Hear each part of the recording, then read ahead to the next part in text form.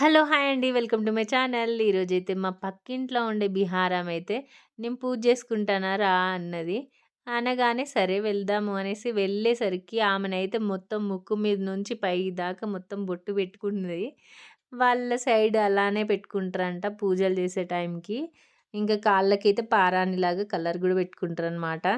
ఇంక ఈ ప్లేట్‌లో ఉన్నాయి గదా! అవన్నేమో పూజారికి ఇస్తారంట. అయ్యగారు ఉంటారు గదా! వాళ్ళకిస్తారంట. అంటే పూజ చేసుకున్న తర్వాత వాటినన్నిటిని ముట్టుకొని వాళ్ళకిస్తారంట.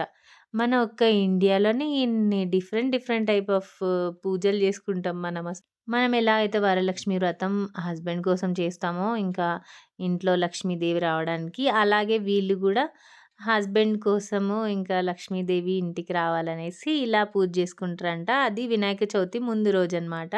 ఓకే అండి.